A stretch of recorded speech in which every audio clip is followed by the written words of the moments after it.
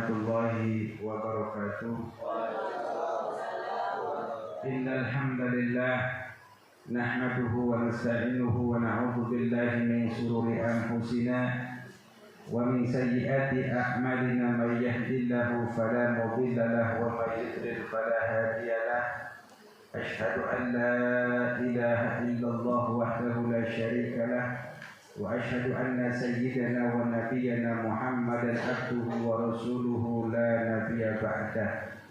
Allahumma salli wa sallim ala sayyidina wa habibina wa syafi'ina wa qurrata a'yunina wa maulana Muhammadin wa ala alihi wa ashabihi ajma'in wa la hawla wa la quwwata illa billahil aliyyil azim. Wa qala Allah ta'ala a'udzu billahi minasy syaithanir rajim.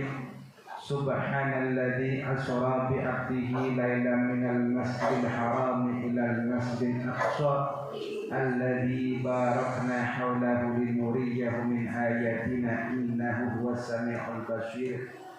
Wa qala aidan wasari'u ila maghfiratin min rabbikum wa jannatin arduha as-samawati wal ard u'iddat lil muttaqin. Shadaqallahul azim.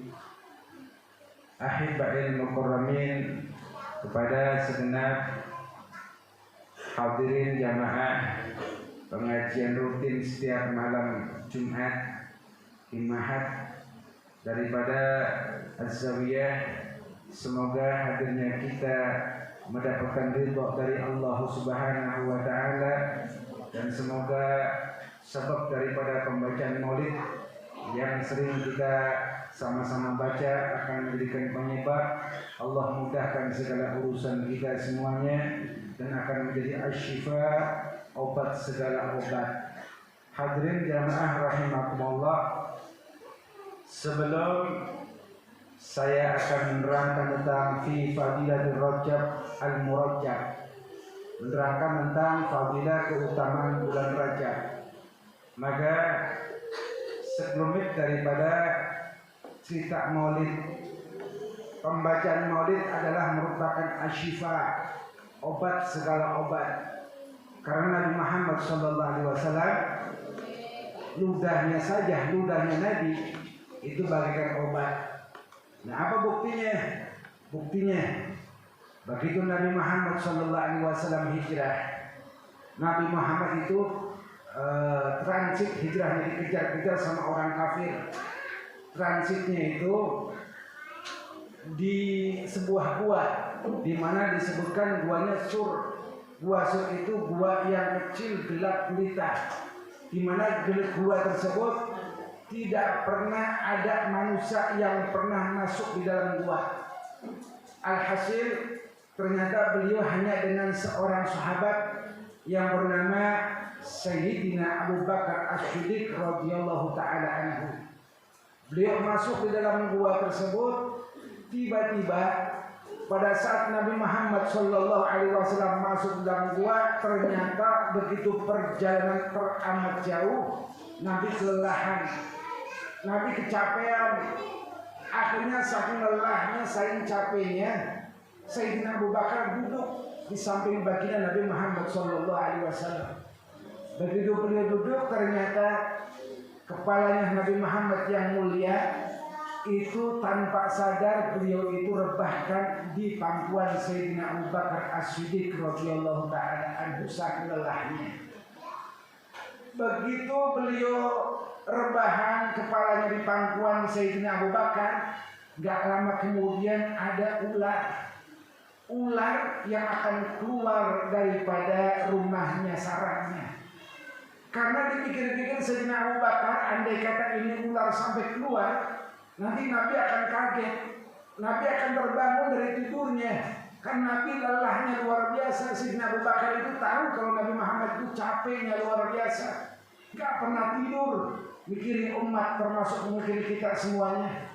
Alhasil begitu ular itu mau keluar, ternyata lubangnya ditahan pakai kakinya Sayyidina Abu Bakar As-Siddiq. Langsung ditutup itu lubang daripada rumahnya si ular. Ularnya marah. Karena ular mau keluar, tiba-tiba mau ditutup langsung lubangnya, marah dia merontak. Alhasil begitu merontak sampai kaki telapak kakinya Sayyidina Abu Bakar itu digigitin daripada ular sampai keluar darahnya, sampai bolong itu kakinya. Kemudian Sayyidina Abu Bakar nahan daripada sakitnya, minumnya, keringat dingin keluar semuanya, sampai akhirnya keringatnya daripada Sayyidina Abu Bakar menetes di pipi yang mulia baginda Nabi Muhammad sallallahu alaihi wasallam. Sayyidina Muhammad itu langsung terbangun, lihat daripada wajahnya dari Sayyidina Abu Bakar pucat, matanya merah. Akhirnya Nabi Muhammad sallallahu alaihi wasallam bertanya, "Ya Abu Bakar, limadza taf'al?" Wahai Sayyidina Abu Bakar, ada apa, sedang apa yang kukerjakan wahai Sayyidina Abu Bakar? Sayyidina Abu Bakar merahasiakan itu semuanya. Dalam hati Sayyidina Abu Bakar, biarlah aku yang luka, biarlah aku yang digigit dengan ular, asal jangan engkau ya Rasulullah. Engkau aku siap untuk lindungi, aku siap nyawaku ini melayang demi engkau ya Rasulullah. Ini kesetiaan daripada Nabi, kesetiaan daripada sahabat Sayyidina Abu Bakar As-Siddiq dan sahabat-sahabat yang lainnya bersama Nabi Muhammad sallallahu alaihi wasallam. Shallu ala Nabi Muhammad. Akhirnya Nabi bertanya kembali, "Wahai Abu Bakar, tolong jawab apa yang terjadi." Karena buahnya itu gelap, darah itu mengecer kemana-mana, enggak kelihatan. Apa yang terjadi? Enggak ya Rasulullah. Ya Sayyidina Abu Bakar, kau menangis kenapa? Kenapa kau pucat? Ternyata Sayyidina Abu Bakar cerita, "Ya Rasulullah, wal afu minni, maafkan aku ya Rasulullah jika aku akan menerangkan apa yang semuanya terjadi pada saat engkau tertidur di pangkuanku, kepalamu ada di pangkuanku. Aku tahu kalau engkau lelah, aku tahu kalau engkau capek ya Rasulullah. Tiba-tiba ada ular yang akan keluar dari sarangnya. Aku tutup itu ular, karena kalau ular keluar, aku takut kalau engkau akan bangun." Alhasil Rasulullah kaget. Akhirnya di mana lubangnya? Dikasih tahu sama Sayyidina Abu Bakar. "Hada ya Rasulullah." Ini ya Rasulullah. Ternyata lubang itu diajak ngomong, "Ya ular, hai ular, ukhruj, keluar." Ular keluar. Begitu ular keluar, ular ditanya, "Hai ular, kenapa kau sampai menggigit kepalanya Sayyidina Abu Bakar, menggigit daripada telapakan kakinya? Sayyidina Abu Bakar adalah sahabatku yang setia, pengorbanannya jiwa, raga, harta, segala-galanya. Kenapa kau gigit begitu teganya wahai ular?" Berbicara. Kemudian takut. Ya, itu.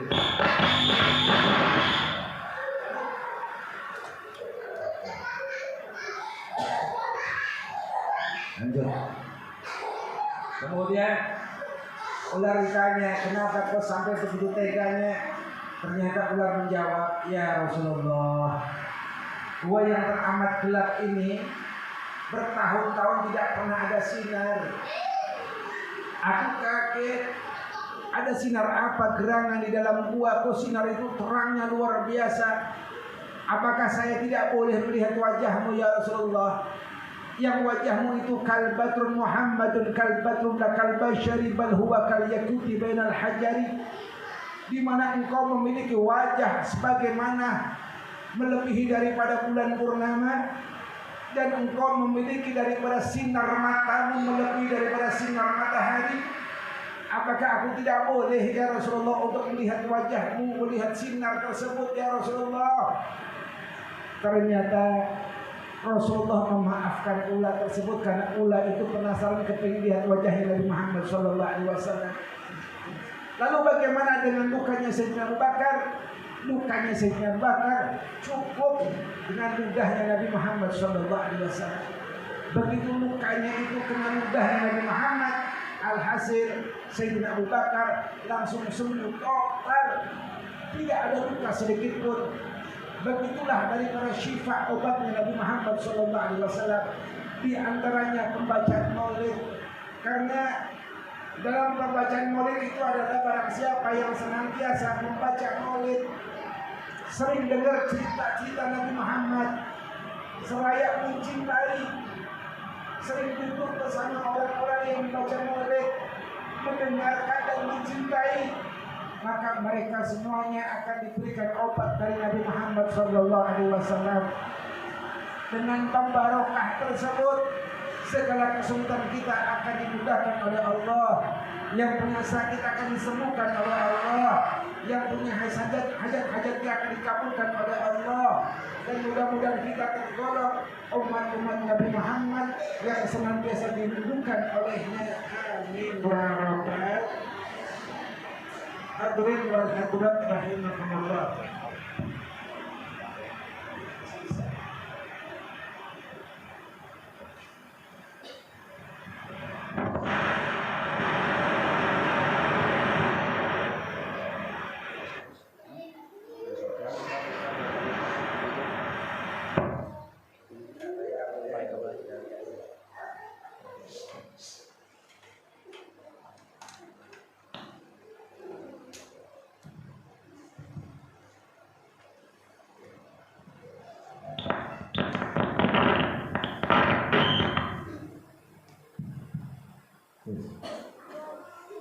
Baik.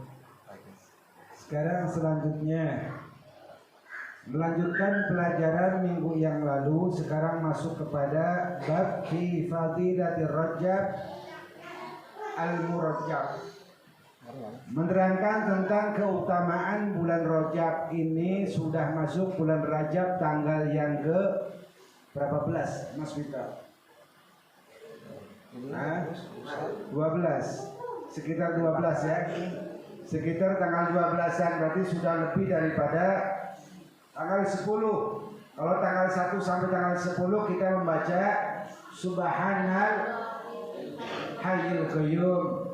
Sekarang sudah membaca Subhanallahil Ahadis Shomad. Kita baca sebanyak-banyak mungkin, minimal setiap habis sholat 25, habis sholat 25. Sampai dengan kapan? Sampai dengan tanggal 20. Tanggal 21 sampai dengan 30-nya. Nanti ganti lagi Subhanahil Rauf. Nah, kemudian dalam fadilah Rajab tersebut, di mana Allah dalam surat Al-Imran Allah nyatakan wasari'u ila mafiratum min rabbikum wa jannatun arduha as-samawati wal ardu u'iddat lil muttaqin. Wasari'u ila mafiratum, wasari'u qara'a ahlul Madinah wa Syam, wasari'u bila wawu wa qara al-akhirun bil wawi ila mafiratum min rabbikum ay Dawuda wasabiquna ila al-a'mal allati tawjabul mahfirah. Di dalam bulan Rajab adalah merupakan bulan diampuni segala dosa-dosa kita, karena kita ini akan masuk daripada bulan Ramadan. Setelah Sa'ban nanti kita akan masuk kepada bulan Ramadan. Maka ayo kita sama-sama di bulan Rajab tingkatkan daripada kualitas kita di dalam kita menjalankan sholat. Karena amalan dari bulan Rajab intisarinya adalah Allah memerintahkan Nabi Muhammad untuk mendirikan sholat. Yang tadinya sholat itu 50 rakaat, akhir dengan sabab Nabi Muhammad itu Isra Mi'raj, Nabi Muhammad akhirnya diberi keringanan oleh Allah hingga akhirnya hanya 17 rakaat. Masuk kepada waktu masuk kepada Islam. Islam itu memiliki 5 huruf. Yang pertama I, kedua S, ketiga R, keempat, kelima Isya, subuh, lohor, asar, maghrib. Jadi umat Islam wajib melaksanakan 5 waktu tersebut hanya dengan 17 rakaat.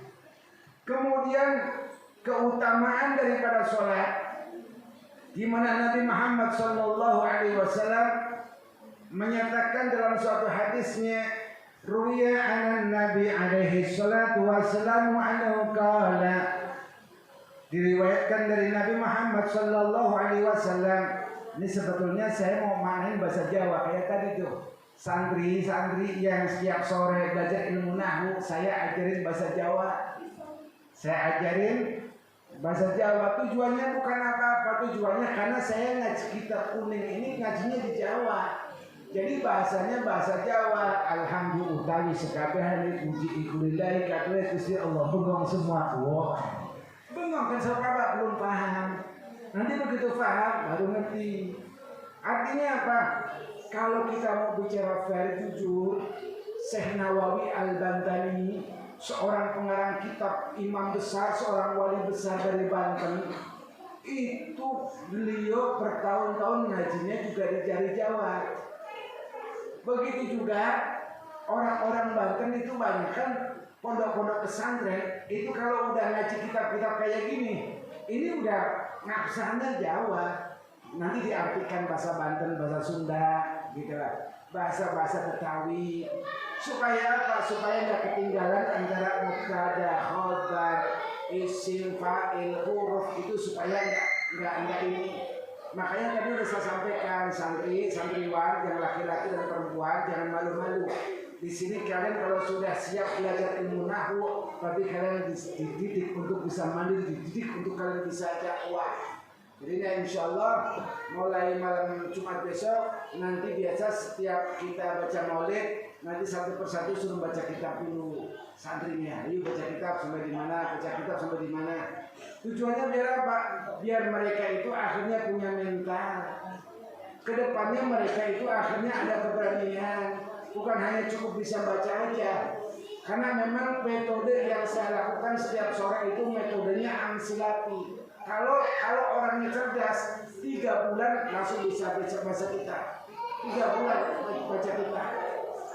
Namun karena memang sengaja saya setiap kali ngasih pelajaran, nanti ada PR, ngasih pelajaran PR supaya maraton, jadi cepat.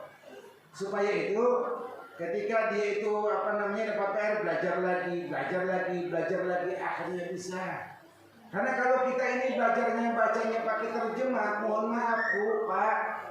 Kalau kita cukup dengan terjemah, banyak Quran terjemah Indonesia, tapi itu bukan makna. Terjemah bukan makna beda. Kalau terjemah itu cukup Bismillahirrahmanirrahim, kemudian diterjemahkan dengan menyebut nama Allah yang maha itu cuma terjemahnya. Tapi kalau maknanya, secara makna nggak begitu.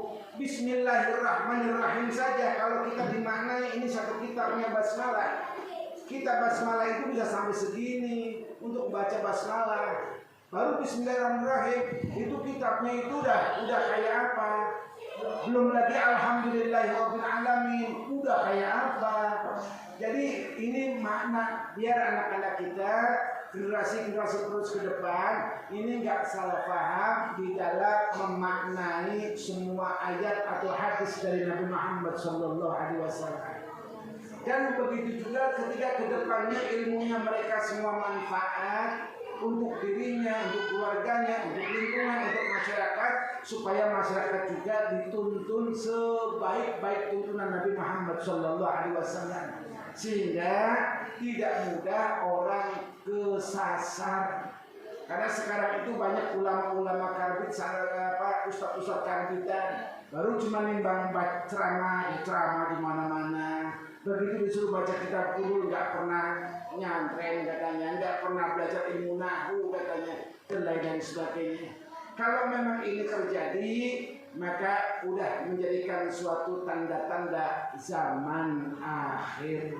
Maka itu ayo kita sama-sama dukung anak-anak kita, generasi kita, ponakan kita yang sedang belajar ilmu nahwu, mudah-mudahan mendapatkan ilmu yang manfaat dunia hingga akhirat. Amin ya rabbal. Baik, selanjutnya. Di mana qala Nabi Muhammad sallallahu alaihi wasallam, Nabi bersabda, at-takabiratul ula yatrukuha al-mu'minu ma'al imam khairul lahu min alfin hujjah wa umratan lahu min al-ajrah. Jadi kata Nabi, karena ini bulan Rajab, Nabi mengingatkan kepada kita semuanya, barang siapa yang senantiasa sholat bersama imam dan menemukan takbir pertamanya imam. Contoh, kita ke masjid, kita ke musola, atau kita di rumah, seorang perempuan sholat di rumah umpama, dan di rumah suami atau anak yang laki-laki jadi imam.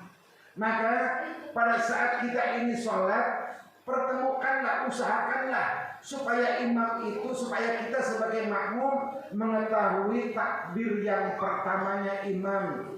Di sholat Allah hanya sebelum sholat Allah Akbar, asyhadu an la ilaha illallah wa Muhammadar Rasulullah, hayya 'alas shalah, fala taqamati sholat Allah Akbar, la ilaha illallah. Nah, imam itu pertama Allahu Akbar, makmum ikut-ikut Allahu Akbar.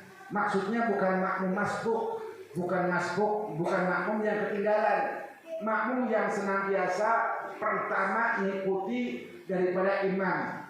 Maka kata Nabi, barang siapa seorang yang sholat sebagai makmum, kemudian dia ada di belakangnya imam dan menemukan imam takbir yang pertama ma'al imam khairul lahu min alfin hujjah wa umrah, maka dia akan mendapatkan pahalanya adalah 1000 orang yang naik haji dan 1000 orang yang berangkat umrah. Amin ya rabbal.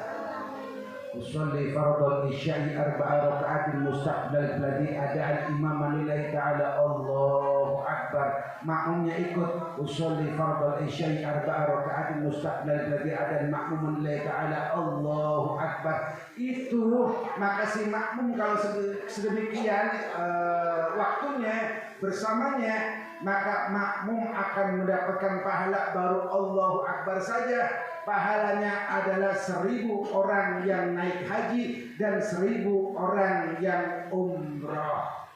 Kemudian bukan hanya di situ, kata Nabi, walahum bil ajra kaman tasaddaqa biwasni jabal ahadan dahaba alal masakin.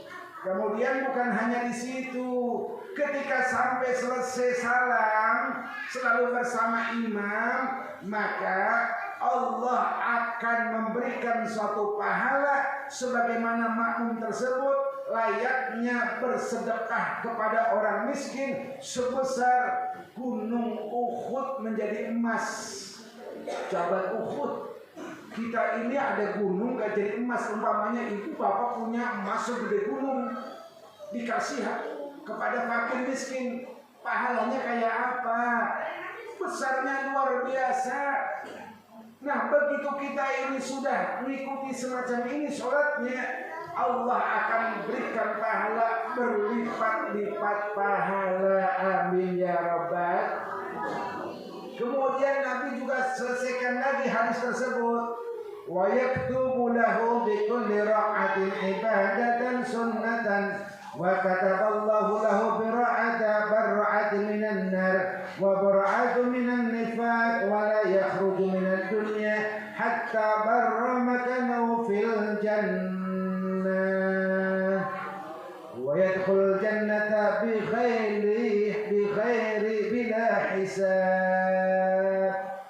Dan kata Allah, orang-orang yang senantiasa sholat bersama imam, yang mengikuti awalnya takbirnya imam, mereka senantiasa wala yakhruju minad dunya, tidak sekali-kali orang itu keluar dari dunia, tidak sekali-kali orang itu mati hatta yara makani fil jannah, kecuali sebelum mati diperlihatkan tempatnya di surga. Amin ya rabbal. Jadi begitu dalam syakaratul maut, dia sudah diperlihatkan oleh Allah. Dia sebelah kanan melihat, sebelah kanan sebelah atas, dia lihat dengan senyuman, dia dengan baca sholawat, dia dengan baca la ilaha illallah, dia dengan baca ayat-ayat Allah, dengan baca sholawat. Setelah itu baru dicabut nyawanya oleh Allah Subhanahu wa Ta'ala, dan dia akan ditempatkan oleh Allah di tempat yang beliau senantiasa lihat tadi, yaitu surganya Allah Subhanahu wa Ta'ala.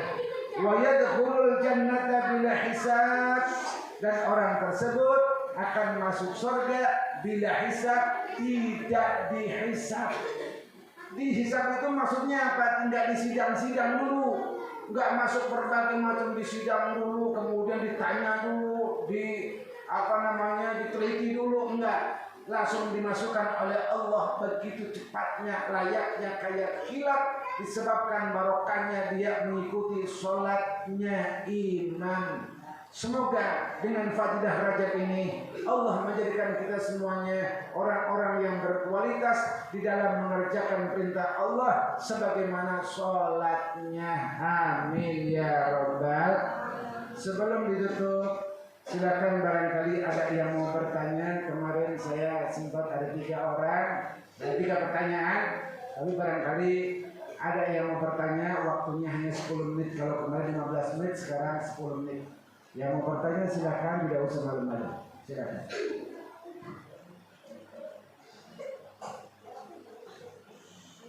Silakan yang mau tanya. Iya. Ini dulu, belakang dulu. Ini dulu, belakang dulu yang begini. Iya ya, belakang dulu nggak apa-apa. Ingat-ingat yang maksudnya. Waalaikumsalam warahmatullahi wabarakatuh.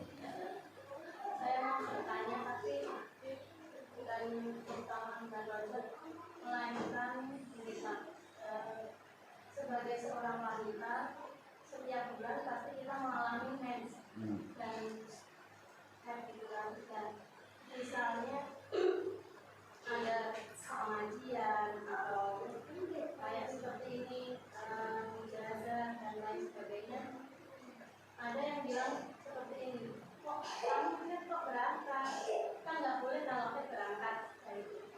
Terus saya jawabnya gini, boleh berangkat asal kita tidak ikut membaca kayak seperti kalimat thayyibah atau apa. Misalnya kalau berangkat ke masjid pasti nggak boleh ya, kalau di masjid pasti nggak boleh, tapi kalau selain di masjid menurut saya itu diperbolehkan gitu. Terus kalau seperti sekarang saya kan lagi haid, terus saya mengikuti ini boleh makro apa haram atau gimana Pak? Baik. Santri ada yang bawa kitab Safinatun Najah? Enggak ya? Nah, dalam kitab Safinatun Najah, kebetulan sore belajar anak-anak yang lagi belajar nahu, saya suruh dia itu mendalami Safinatun Najah, harus bisa baca kitab kuning Safinatun Najah. Itu fikih awal. Dalam Safinatun Najah ada satu keterangan dalam fikih, seorang wanita yang dalam keadaan haid, ya, dan atau junub atau haid, itu apakah boleh dia berangkat ngaji? Boleh.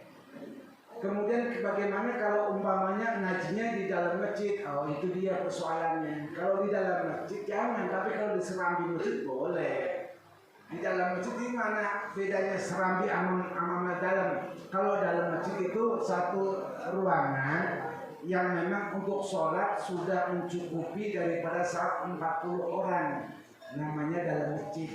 Nah kalau yang di terasnya namanya serambi masjid, begitu ya. Nah, lalu bagaimana kalau umpamanya begitu ikut pengajian, hadiri pengajian, kemudian dia ikut membaca tahlil, kan dalam tahlil ada bacaan ayat-ayat Quran ya, alhamdulillah dan lain sebagainya, atau ayat-ayat kursi, apakah harus diam? Maka Imam Syafi'i dalam madhab Imam Syafi'i menyatakan lanjut baca, tapi niatnya jangan baca Quran, niatnya baca tahlil. Beda, niat baca Quran sama baca tahlil. Sama halnya begini dalam Al-Quran, surat Al-Waqiah. Biasanya kalau Quran itu di sininya, sampulnya sini ada tulisannya la yamassuhu illal mutahharun. Jangan sentuh itu Al-Quran ilal mutahharun kecuali dalam keadaan suci. Bagaimana hukumnya kalau ada Quran di tengah jalan sedang kita belum berwudu? Andai kata kita ini mau wudu dulu, jauh air wudunya, keburu itu Quran diinjak-injak sama mobil, sama motor, sama anak-anak kecil. Gimana caranya? Sedangkan ini Al-Quran itu sucinya luar biasa, mulia. Caranya gimana? Ambil, tapi niatnya jangan ngambil Quran. Kalian itu punya niat kayak semacam di sebelah Quran ada kertas, di sebelah Quran umpamanya ada batu. Kalian niatnya saya mau ngambil batu, tapi dibarengin kayak gini. Nah, dipegang kayak gitu. Atau umpamanya kita mau beli Quran atau mau jualan Quran. Kan Quran nggak boleh dibeli, nggak boleh dijual juga. Ini kan kitabnya Allah. Niatnya apa? Jangan mau beli Quran, mau beli buku yang itu. Begitu. Nah, nanti kalau niatnya beli Quran, harusnya belinya pakai wudu dulu dong. Jadi kita ini niat, tergantung daripada ini niat. Yang kedua, alasan dibolehkan seorang wanita di bawah umur 60 tahun. 60 tahun ya. Itu biasanya masih normal haid sebulan sekali. Bagaimana kalau seorang ustadzah yang dia itu mendidik murid-muridnya sebagai hafidhah, dan kalau dia setiap bulan itu haid, apakah dia seorang ustadzah harus libur ngajarnya? Sedangkan di dalam haid diterangkan di dalam Safinatun Najah, lama-lamanya haid 15 hari 15 malam. Kalau dia ternyata dibikin lama oleh Allah sampai 15 hari 15 malam, berarti sebulan sekali dia ngajarnya itu cuma setengah bulan. Setengah bulannya libur ya nak ya. Nanti ngaji lagi libur ya nak, bubar santrinya. Nah, bagaimana niatnya? Kalau ngajar atau belajar itu nggak apa-apa. Ngajar atau belajar itu nggak apa-apa. Paham ya? Jadi kalau kita niatnya saya mau belajar lah, belajar baca, itu nggak apa-apa. Atau saya mau ngajar, nggak apa-apa. Tapi kalau saya mau baca, nggak boleh. Mau baca apa? Baca Quran, nggak boleh. Atau mau nyentuh Quran, nggak boleh. Mau bawa Quran, nggak boleh. Jadi baik itu baca, maupun nyentuh, maupun bawa, itu hukumnya haram. Kalau itu yang kita bawa, yang kita sentuh, yang kita baca adalah Al-Quran. Tapi kalau niatnya saya mau belajar atau saya mau mengajar, boleh. Ini menurut madhab Imam Syafi'i. Imam Syafi'i itu imam yang banyak dianut di umat Islam Indonesia. Ya, nah itu jadi boleh-boleh saja, nggak apa-apa. Semacam itu ya. Ada dalilnya. Secara lengkap di dalam kitab berbagai macam kitab, cukup saja pakai referensi kitab Safinatun Najah ini cukup. Belum lagi nanti kalau umpamanya referensi yang lain, kitab-kitab yang lain, yaitu Sholihin juga ada, kitab Turatul Nashrin ini ada, Fathul Wahab ada, dan masih banyak kitab-kitab yang lain menerangkan membolehkannya. Begitu ya. Oke, nggak apa-apa. Ya. Baik, ayo Mas Vita lanjut. Assalamualaikum warahmatullahi wabarakatuh. Waalaikumsalam warahmatullahi wabarakatuh. Saya pernah baca di hadis itu, orang kalau saya baca syahadat diharamkan masuk neraka. Yang dimaksudnya itu apa? Kita kan tahu orang ahli ibadah berarti orang itu selalu baca syahadat, ya lah. Pasti baca syahadat. Tapi yang saya tanyakan, bagaimana kalau orangnya tidak pernah sholat, tapi juga pernah membaca syahadat di waktu akad nikah, kan juga sholat. Sudah. Ya. Bagaimana itu? Oh, jadi yang dipertanyakan adalah syahadatnya. Kalau kan diharapkan masuk neraka. Bagaimana kalau orang itu tidak pernah sholat, cuma baca syahadat cuma sekali juga akad nikah? Baik. Jadi begini, orang yang bersyahadat diharamkan masuk neraka. Maksudnya bukan membaca, tapi mengamalkan syahadat. Apa yang disebut mengamalkan? Melaksanakan syahadat. Syahadat dilaksanakan. Kan dalam syahadat itu ada asyhadu alla ilaha illallah. Laksanakan. Tidak ada Tuhan selain Allah. Berarti kita nggak boleh nyembah selain Allah. Kita harus selalu nyembah Allah. Maknanya orang tersebut berarti sholat dong. Wa anna sayyidana Muhammad Rasulullah, dan sesungguhnya Nabi Muhammad adalah utusan Allah. Berarti orang tersebut kalau melaksanakan merealisasi daripada syahadat, orang tersebut mengikuti ajaran Nabi Muhammad SAW sebagai Rasulnya. Berarti orang tersebut ahlul jannah, ahli surga. Nah, bagaimana kalau umpamanya dia bersyahadat doang, tapi di saat dia nikah, habis nikah dia nggak ngejalanin syahadatnya, nggak melaksanakan syahadatnya, ya kita doain mudah-mudahan dia mati dalam keadaan husnul khatimah. Begitu aja ya. Iya, jadi mudah-mudahan mereka itu begitu tidak akan pernah mati kecuali ketika mati dia sadar dulu, dia dapat hidayah, dilaksanakan ibadah-ibadahnya. Karena ada seseorang yang kelihatannya tadinya dia itu nggak pernah sholat, nggak pernah puasa, bahkan alergi di pengajian. Tapi siapa tahu dia punya rasa cinta ternyata yang sangat dalam di hatinya. Begitu dia mau meninggal ternyata dikasih waktu oleh Allah bisa bertobat. Lalu orang tersebut mengucapkan kalimat la ilaha illallah. Sebaliknya ada orang yang ibadahnya tekun banget, tapi begitu di akhir hayatnya dia mati dalam keadaan su'ul khatimah. Ya ada. Jadi begitulah keunikan Allah, cara Allah. Tapi bukan berarti kita lah kalau gitu caranya mendingan saya nggak ibadah, saya ngarep husnul khatimah. Ya enggak gitu juga kali. Enggak gitu juga. Artinya kita tetap semangat. Karena menjaga wajada, siapa yang semangat, siapa yang giat pasti akan dapat. Gitu ya. Iya, jadi kalau tadi pertanyaan tadi bagaimana kalau syarat cuma nikah aja, ya kita doain mudah-mudahan mereka semuanya mendapat hidayah dari Allah Subhanahu wa taala. Barangkali ini saja, tapi yang terakhir saya akan garis bawahi tentang masalah pelaksanaan syahadat sama halnya melaksanakan sholat. Di dalam ilmu, dalam Safinah tadi barusan sore juga saya katakan arkanul Islam khamsatun syahadatun an la ilaha illallah wa anna Muhammad Rasulullah. Lanjutkan Sandri. Wa iqamus salat wa itaus wa shaum Ramadan wa hijjul bait man istata'a ilaihi sabila. Dalam rukun-rukun Islam itu ada 5, di antaranya syahadat. Yang kedua adalah wa iqamus shalah. Iqamus shalah maksudnya apa? Mendirikan sholat.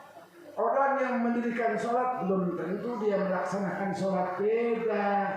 Antara mendirikan berarti kan Allah Akbar, ada rukunya, ada i'tidalnya, ada sujudnya, ada duduk di antara dua sujud, ada at-tahiyat awal, at-tahiyat akhir. Itu baru mendirikan sholat. Bagaimana cara melaksanakan sholat? Ya setiap hari, setiap waktu. Inna sholati wa nusuki wa mahyaya wa mamati lillahi rabbil. Ini realisasi sholat. Sesungguhnya sholatku, hidup matiku, aku serahkan kepadamu. Berarti kalau orang tersebut lagi dalam keadaan musibah, serahkan sama Allah. Semoga Allah akan diberikan daripada hikmah musibah itu. Itu realisasi sholat. Lagi diberikan musibah, sabar. Orang tersebut berarti makna daripada sholat. Begitu. Makanya sholat kan ada begini. Kalau Imam Syafi'i mengajarkan kalau sholatnya seorang laki-laki begini, Allah Akbar, seorang perempuan begini, agak-agak rapat seorang perempuan sholatnya.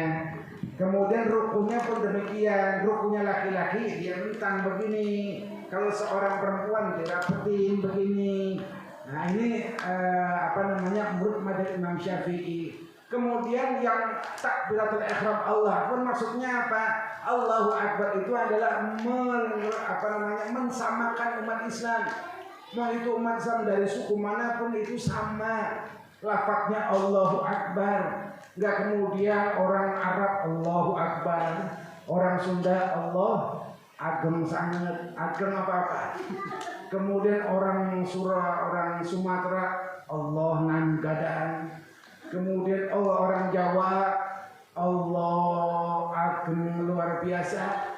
Lain sebagainya enggak disamaratakan. Berarti di situ tuh mengatakan Allah segala-galanya, sangat besarnya dan tangannya semacam ini maknanya adalah pasrah diri kepada Allah. Inni wajjahtu wajhiyah lilladzi fataras samawati wal arda hanifan musliman wa ma ana minal.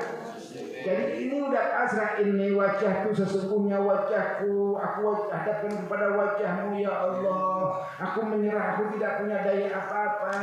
Terserah engkau ya Allah. Itu. Kemudian ruku itu apa? Ruku itu berarti kita ini tanda-tanda akan sujud, tanda-tanda kita nunduk kepada siapa? Sang Khalik, yang kerajaannya di atas pada kerajaan, kekuasaannya di atas daripada kekuasaan, kekayaannya di atas daripada kekayaan.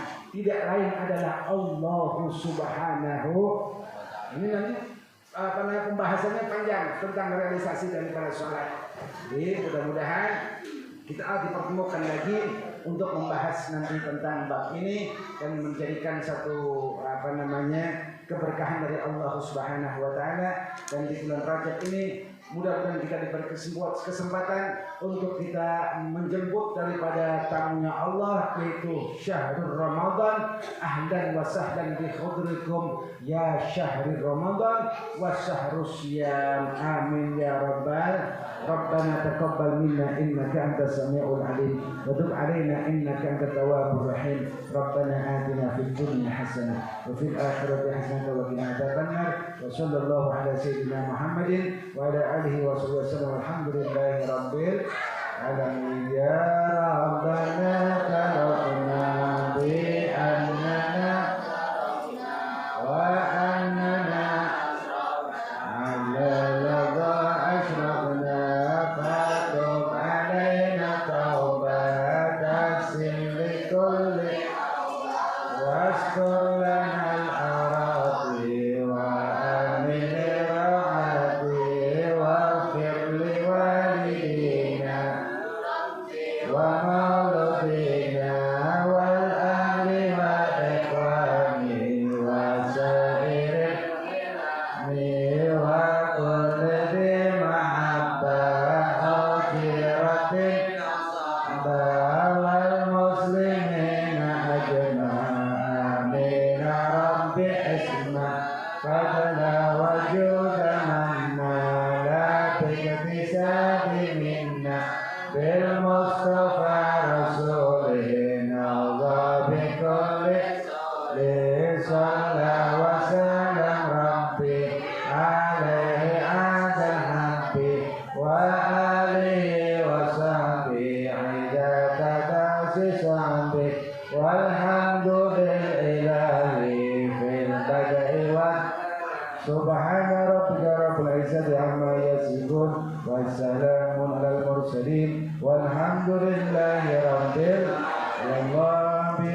Ya Allah biha ya Allah bihusnil bima ya Allah biha ya Allah biha ya Allah bihusnil dawam ya subhanakallah wa ta'ala ya salam akhiru da'wana alhamdulillahi rabbil alamin. Assalamualaikum warahmatullahi wabarakatuh. يا تريم يا تريم يا تريم يا تريم شيء لله شيء لله شيء لله شيء لله